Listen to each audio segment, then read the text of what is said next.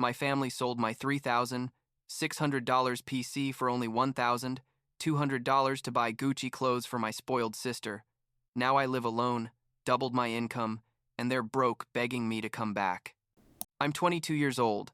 I work as a freelance graphic designer and stream video games, and I need to tell this story because what happened a few months ago literally made me realize that my family never really valued me. I guess I should start by explaining that I was always the invisible child. You know, the one who gets good grades but nobody celebrates it, the one who pays for his own stuff but everyone assumes it's normal. My sister Isabella, on the other hand, well, she's a completely different story. Isabella is 18 now, and since she was born, she's basically been the center of my parents' universe. I'm not exaggerating when I say that literally everything revolves around her. Like, if Isabella wants something, Isabella gets it, no matter the cost or if it makes sense or not. I grew up seeing that, getting used to the fact that my achievements didn't matter as much, that my birthday was a simple dinner, while hers was an event with themed decorations and the whole deal. At first, I thought it was normal, that maybe I was the problem. But over the years, I started to understand that, no, that there was definitely a very clear favoritism in my house. When I was like 19, I decided to build myself a gaming PC for work too, because the truth is, my laptop wasn't cutting it anymore, and I needed something powerful for editing and rendering. I spent months researching components, watching reviews, comparing prices, and basically I became obsessed with creating the perfect computer. I saved every penny I earned doing freelance work, designing logos and doing video editing for people on the internet, turning down hangouts with friends, selling stuff I didn't use anymore, all to save up the money. It took me like a year and a half to gather the $3,600 I needed, and when I finally bought all the pieces and built it, I mean, it was one of the most satisfying moments of my life. You know what I mean? It was mine, paid with my money, built with my hands. That PC wasn't just a computer, it was my work tool, my source of income, and also my escape. I spent hours playing with my best friend Lucas, who's basically been my emotional support through all this craziness, and I also streamed, which was starting to gain traction. Like, I had about 800 followers and some donations every week. My parents always minimized that. Especially my dad, who constantly said things like, freelancing isn't a real job, that I should look for something stable, that playing video games is a waste of time. But I was making money. Not much, but enough to pay for my stuff. And I was happy doing what I liked. The thing is, my family never understood the value of that PC. To them, it was just an expensive computer for gaming. They didn't see that it was my office, my studio, my everything. Isabella always made comments like, "Oh, what a waste, spending so much on that when you could buy decent clothes or something useful," and my parents would laugh like she had a point. I tried to explain to them that with that computer I worked, that I generated income, but they basically ignored me or changed the subject to talk about Isabella's achievements at school or her plans for college or whatever. So we get to the day that changed everything. I had left early to deliver a project in person to a client, something I don't normally do because I work from home. But this guy wanted to meet me in person and pay in cash. So, well, I went. I was out for like 5 hours total, and when I got back to my room, ready to turn on my PC and continue with another project I had pending, the PC wasn't there. My desk was empty. Completely empty. Not just the tower, also the monitors, the mechanical keyboard, the mouse, the headphones, everything. Absolutely everything had disappeared. I thought we'd been robbed. I literally felt like my heart was going to jump out of my chest. I ran downstairs screaming that we'd been broken into, to call the police, and my parents were there in the living room watching TV super calm. My mom saw me and said something like, "Oh yeah, we forgot to tell you. We sold your computer," like nothing, like she was telling me they'd bought milk at the store. I froze. I literally couldn't process what I'd just heard. They sold my PC? My PC that I paid for with my money? I asked her what the hell she was saying, and my dad intervened with that condescending tone he always uses with me and said that Isabella needed new clothes for an important university event. Something about a gala or a ceremony. I don't know. Truth is, I wasn't processing well because I was in complete shock. He said they needed money fast and they saw my computer and thought it was the perfect solution because, according to him, I could use the family's old laptop for work. I couldn't believe it. I simply couldn't believe what I was hearing. I told them that computer was worth $3,600, that it had taken me a year and a half to save for it, that it was my work tool. And you know what my mom said? She said I was exaggerating, that video games aren't work and that Isabella needed to look good for her future. I went up to look for Isabella, who was in her room trying on new clothes, like there were shopping bags from expensive stores everywhere, Gucci, Prada, I don't know what else. And when I asked her if she knew they'd sold my PC, she looked at me like I was an annoying fly and said, "Yeah, so what?" She said she needed those clothes more than I needed my computer, that I could work anywhere, but she only had one chance to make a good impression at this event. I yelled at her that PC cost me $3,600 and they had no right to sell it, and she literally shrugged and said, "Well, get another one. It's not that hard." I left her room before doing something I'd regret. I called Lucas immediately. I was shaking with fury, like I'd never in my life felt so much rage and betrayal at the same time. Lucas told me I had to act fast, that I needed to find proof that the PC was mine, and contact the buyer before it was too late. I spent the next few hours looking for all the receipts I had saved from each component. Screenshots of bank transfers, photos from when I built it, everything that could prove that computer was 100% mine. Then I forced my parents to give me the information of the guy who bought it, threatening them with calling the police if they didn't tell me. And finally, my dad gave me a phone number super reluctantly. I contacted the buyer, a guy named something like Roberto, and when I explained the situation, he told me he'd paid $1,200 for the PC, and that it seemed weird to him that they'd sell it so cheap, but he didn't ask questions because it was an incredible deal. $1,200. They'd sold my $3,600 PC for $1,200 and probably spent all that and more on Isabella's clothes. I showed him all my proof of ownership and told him it was technically theft because my parents had no right to sell it, and he got nervous but said he wasn't going to return it, without getting back the $1,200 he invested, which was fair, I guess. But I didn't have that money available at that moment. That night at dinner, which was the most tense dinner of my life, I told my parents they had two options.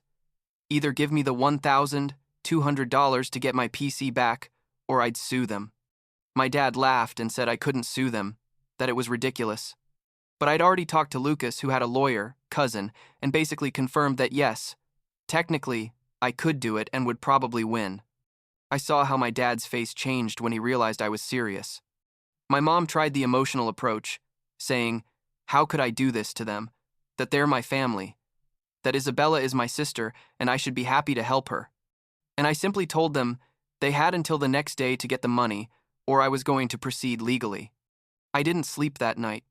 Truth is, I was too angry and anxious, and basically I stayed up researching more about my legal rights and preparing everything in case I had to go all the way with this.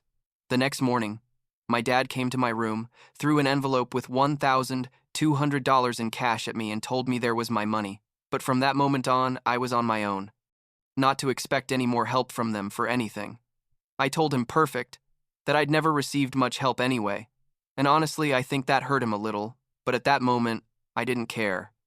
I immediately contacted Roberto, and we agreed to meet that same day to make the transaction. When I got to his house and saw my PC again, I literally felt enormous relief, like I'd recovered a part of myself. I paid him the $1,200. He helped me load it into my car, and during the drive back, I started seriously thinking about my situation. Truth is, that event was like a revelation. I realized that as long as I kept living in that house, I was never going to be able to be at peace, never going to feel that my things were safe or that I really mattered. I spent the next few days looking for apartments to rent, something I could afford with my freelance income. Lucas helped me search, and we found a small but decent studio like 30 minutes from my parents' house. It wasn't much, but it was enough for me and my PC, which at the end of the day was all I needed. The rent was $450 a month, utilities included, and I was earning around $800, $1,000 a month with my projects and streaming. So it was tight, but manageable. During the next 2 weeks, I focused on getting more clients and growing my streaming channel, working literally all day because I knew I needed to secure my income before moving. My parents and I basically didn't talk, just what was necessary. And Isabella kept acting like nothing had happened, posting photos on her Instagram with all her new clothes, being the princess as always. I started moving my stuff little by little to the new apartment without telling them anything. Like, every time I went out, I'd take a box in the car with clothes or books or whatever. One day my mom stopped me. When I was leaving and said we needed to talk, she sat down with me in the kitchen and told me something that honestly finished convincing me that moving out was the right decision. She told me that originally Isabella was the one who suggested selling my PC when my parents mentioned they needed money for her clothes. I mean, it wasn't just that my parents had the brilliant idea. Isabella literally saw an opportunity to get what she wanted and suggested sacrificing my property to achieve it. My mom told me this like it was something normal, like I should understand that my sister is smart and knows how to get what she needs. And I just looked at her thinking, do you really not see how toxic all this is? 2 days later, I finished moving all my stuff. I left a note in my room explaining that I was moving out, that I needed space and respect, and that I wasn't going to be available for family drama for a while. I took my PC, my clothes, some basic furniture I bought secondhand, and basically established my new space. Lucas helped me with everything, and that first night in my apartment, even though I was sleeping on an air mattress because I didn't have a bed yet, I felt more at peace than I'd felt in years. The following days were an avalanche of messages and calls. My mom crying, saying, how could I abandon my family? My dad angry, saying I was ungrateful. Isabella sending me texts asking if I was the most dramatic brother in the world. I responded only once, a long message to my parents where I basically told them that for years they'd made me feel invisible, that everything had always been about Isabella, that they sold my property without thinking twice, and that I needed to be in an environment where I felt valued and respected. I told them I wasn't cutting contact permanently, but that I needed time and space, and that when I was ready to talk, I'd let them know, but that for now, they needed to respect my decision. Like 3 weeks passed, and a family friend, Mrs. Mendoza, who lives on the same street as my parents, contacted me on Facebook. She told me she'd heard I'd moved out and wanted to know if I was okay. And we ended up talking on the phone where she told me something interesting. According to her, my parents were going through financial problems because they'd overextended themselves buying stuff for Isabella, like my dad had taken out loans and credit cards to maintain my sister's lifestyle, and now they were struggling to pay for everything. Mrs. Mendoza told me this with good intentions. I think she expected me to feel sorry and go back to help, but honestly, it only confirmed I'd made the right decision to get out of there. About 5 weeks after I'd moved out, my mom called me with a super sweet voice, that tone she uses when she wants something, and invited me to Isabella's birthday dinner that was going to be that week. She told me Isabella missed me, that the whole family wanted to see me, to please come even if just to have a nice time. I asked her if Isabella had specifically asked for me to come, and there was a long silence before my mom said, well, not exactly, but it would be nice if you were there. I told her I wasn't going to go, that I appreciated the invitation, but I didn't feel comfortable. And my mom got super defensive, saying I was being immature, that I had to get over what happened, that more than a month had passed and it was time to forget and forgive. That made me angry. Truth is, because forget and forgive, they hadn't shown even a bit of real remorse. They hadn't really apologized, and they basically expected me to just get over the fact that they sold my property like nothing. I told my mom I wasn't going to forget or forgive until there was a real apology and an acknowledgement that what they did was wrong. And she started yelling, saying I'd always been the problematic child, that I always looked for reasons to create drama, that Isabella had never caused problems like me. There, I basically lost my patience and told her that of course Isabella never caused problems because she always got everything she wanted no matter who she had to step on, including me, and that I was tired of being the invisible child who only existed when they needed someone to blame or take things from. The conversation ended with my mom crying and me hanging up the phone, feeling horrible but also relieved to have finally said everything I'd kept inside. Lucas came over that night with pizza and beer and basically told me I'd done the right thing, that setting boundaries was healthy and that my family needed to understand they couldn't treat me the way they had and expect me to just accept it. I decided that night to temporarily block my parents' numbers because I needed peace of mind to focus on my work and my life. The following months were probably the most productive of my life. Without the constant stress of living in that house, my freelance work exploded. I got 3 corporate clients who paid really well, and my streaming channel grew to almost 2,000 followers. I was earning enough to not only pay my rent, but also start saving again. I bought decent furniture for my apartment and basically built a life that was completely mine. Lucas and I kept playing together almost every night, and he always told me I looked happier and more relaxed than ever. It's been like 6 months since all this, and truth is, I'm fine, better than fine. I haven't contacted my parents or Isabella again, and although sometimes I feel a little guilty, especially when I see photos on social media of family gatherings or whatever, I know I did the right thing for me. The reality is you can't force people to value you. You can't make your family really see you if they don't want to. And it's okay to prioritize your own peace of mind and well-being over maintaining toxic relationships just because they share your blood. My apartment now has a real bed, a new desk specifically for my gaming and work setup, and walls with posters of my favorite games. I have an established routine, clients who respect my work and pay on time, and a small but loyal community on my streaming channel. Last week, I got my first sponsor. Nothing big, but enough to prove that what I do has value, that it's not just wasting time like my dad always said. And that's enough for now, I guess.